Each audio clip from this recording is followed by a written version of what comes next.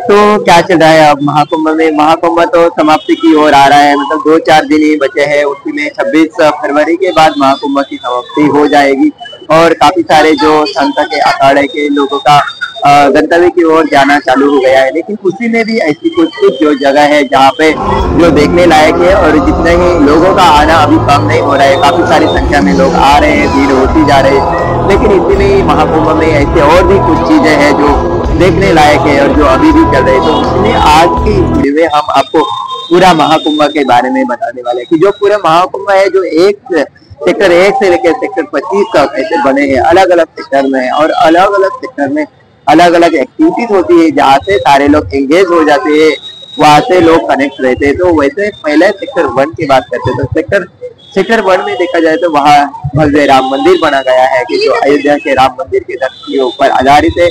वहां से सेक्टर 1 बन चुका है, और वही सेक्टर 1 में काफी सारे लोग वहां जाते हैं राम मंदिर देखने के लिए।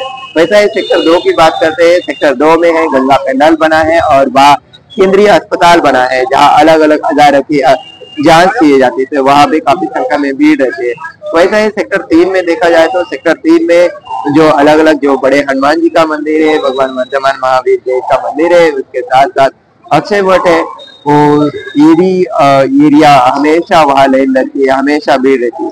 वैसा ही सेक्टर 4 में देखा जाए तो सेक्टर 4 में डिजिटल महाकुंभ है, जो भी काफी सारे लोग वहाँ भीड़ रहती है जो डिजिटल महाकुंभ में देखने के लिए वहाँ पे टिकट लेके खरीद के वो डिजिटल महाकुंभ देखते रहते हैं। वैसे सेक्टर 5 तो सेक्टर 6 की बात किया जाए तो सेक्टर 6 में जो है 51 करोड़ 5 करोड़ 51 लाख रुद्राक्ष के अलग अलग शिवलिंग बनाए गए हैं।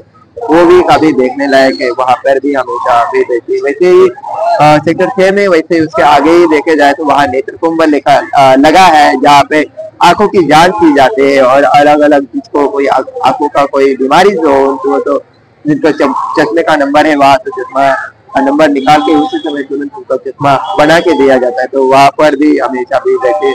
वैसे उसके आगे देखा जाए तो सेक्टर नंबर 7 में कलाग्राम बना है। ये कलाग्राम में अलग अलग मतलब जो कलाकार है, बड़े बड़े जो कलाकार है, उनके अलग अलग परफॉर्मेंस रहते हैं, और वो हर दिन अलग अलग प्रस्तुति देते हैं। तो उधर भी हमेशा देखने लायक होता है। वहाँ लेजर शो भी चलता है जिसमें गंगा यमुना जी के बारे में, उनके उद्गम के बारे में जो लेजर शो के द्वारा माध्यम के द्वारा दिखाया जाता है।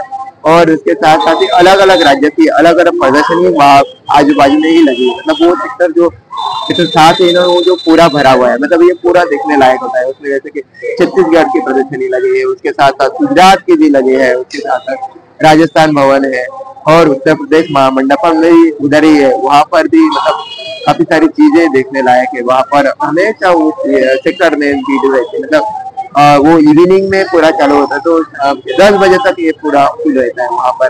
तो उसके साथ साथ वहां पे एक मॉडर्न विलेज, मतलब एक गांव कैसा होना चाहिए, गांव का जो स्ट्रक्चर है वो स्ट्रक्चर कैसा होना चाहिए, वहाँ कौन कौन सी फैसिलिटी होनी चाहिए, कौन कौन सी सुविधाएं उसमें होनी चाहिए, तो वो सारी चीजें उसी के माध्यम से दर्शाई गई है।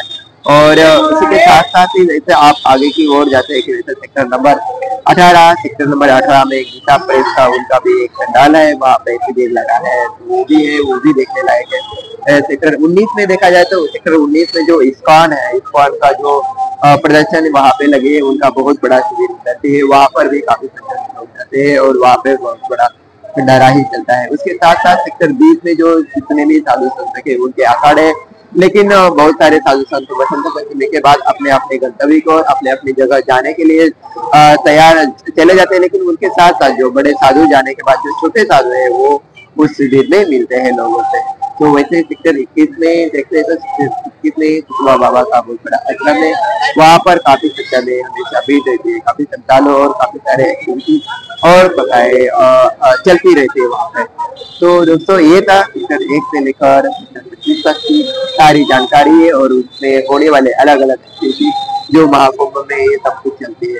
और उसके अलावा भी जो लोग आ जाते हैं तो त्रिवेणी संगम में हमेशा रहते हैं। तो अभी 26 के बाद तो ये सारा फैसिलिटी कम हो जाएगा, लेकिन जो अभी तक नहीं आए उनके लिए कुछ खबरें है कि जो सेक्टर 3 है जो महासंगम है, वहाँ की जो फैसिलिटी है वो 10 तारीख तक बढ़ा दी गई है, तो वो आप आके उसका भी आनंद लें। तो मिलते हैं अगले नेक्स्ट वीडियो में और कोई नहीं। जानकारी के साथ। तब तक के लिए